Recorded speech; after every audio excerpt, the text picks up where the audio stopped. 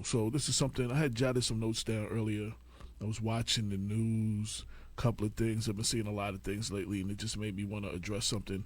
Something I was actually going to do on the website, right up as Real Talk from AJ Woodson, but I figured I'd make it the opening of the show.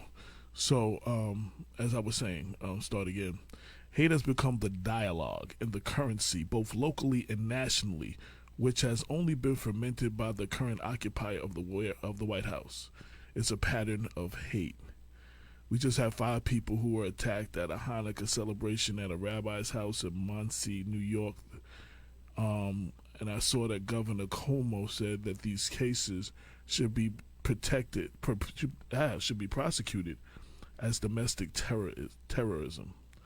First, let me say, I'll always speak up on all forms of hate in cases where people are attacked because of race, creed, color, sexual orientation, or religious belief. But just like I would speak up against any systematic racism against black people, we have to be consistent in our outrage in all situations like this. We had a shooting in a church in White Settlement, Texas this morning that left 2 people dead and another person in critical condition.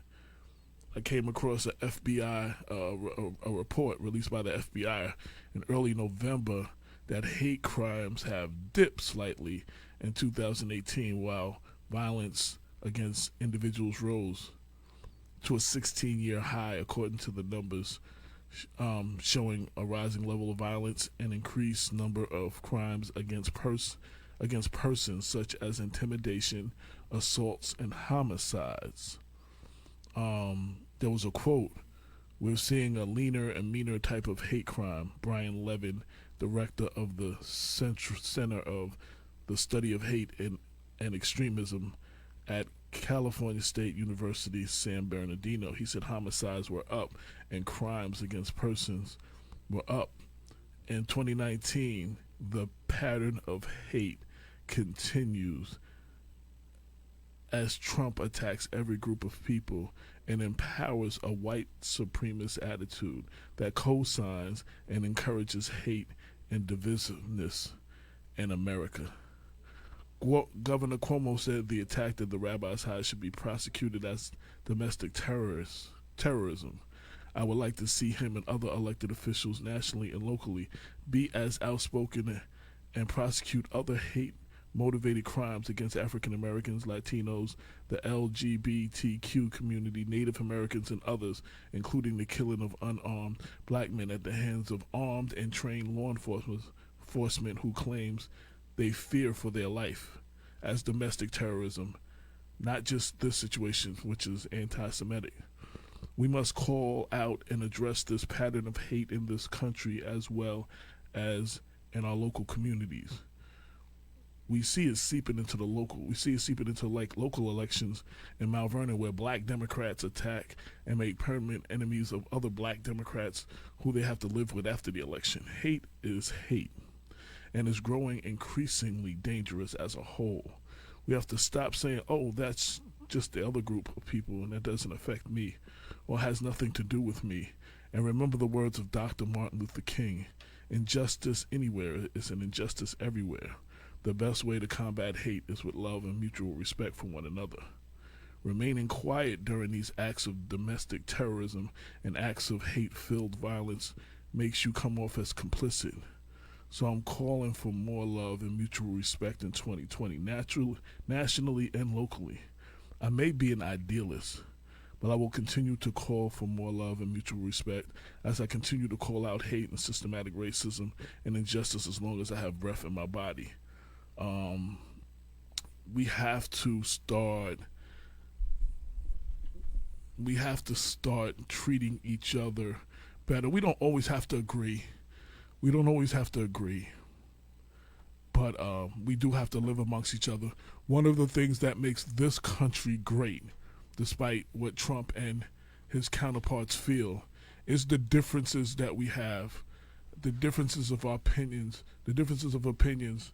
All of our inventions and great things that have taken place have been because of our differences, because of our differences of opinions. It would be a boring world if everybody looked alike and thought alike.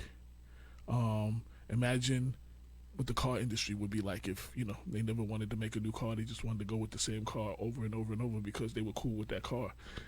Inventions, we would never have the ability to fly or any of the inventions if we didn't have different ideas and people who thought outside the box and people who did not think like us.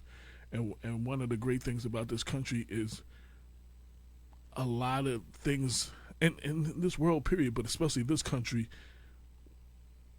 the debate, our differences, are seeing things different, are attacking problems differently. We can disagree and agree to disagree. And debate is great. The dialogue, the conversation amongst people that don't look like you is a great thing and what makes this country great. So I just wanted to call out because of the situation that happened at the rabbi's house and the situation with the shooting in White Settlement, Texas. That's actually what the town is called, where the two people were killed and one person was left dead earlier today, and other anti-Semitic acts that took place over the last week or so in New York. We have to do better, and we cannot let those who think like our president win and dictate how we think and how we move. That's just my 2 cents on that whole thing, as we are definitely in the middle of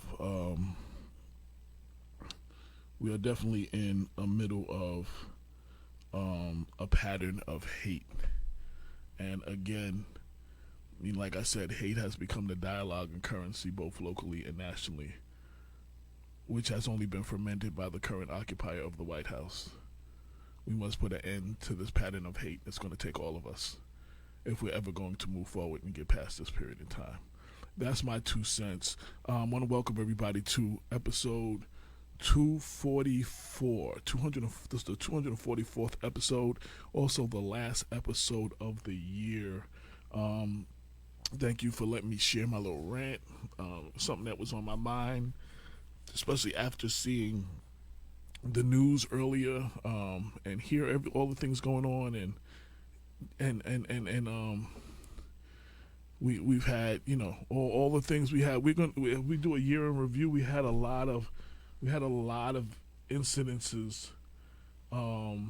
Sandy Barnaby said, "Thank you, AJ, for opening with this sentiment." We've had a lot of incidences where they can be considered what Governor Cuomo called domestic terrorism. Any act against a group of people or because of their color, because of their sexual orientation, is an act of domestic terrorism. And I would like to see not only Governor Cuomo again, but all elected officials call out incidences, not just this incident of I can't even say the word. Say the word. But yeah, anti-Semitism. I'm sorry, I got tongue-tied there. I said it 3 times. But I would like to see we address more issues and come out against issues against African Americans, Latinos, the LGBTQ community, Native Americans, and any group of people. We got to do better. We really have to do better as a people. And yes, okay, that makes me an idealist, but for us to get past this period of time that we're in, it takes all of us. We're going to have to do a much better job.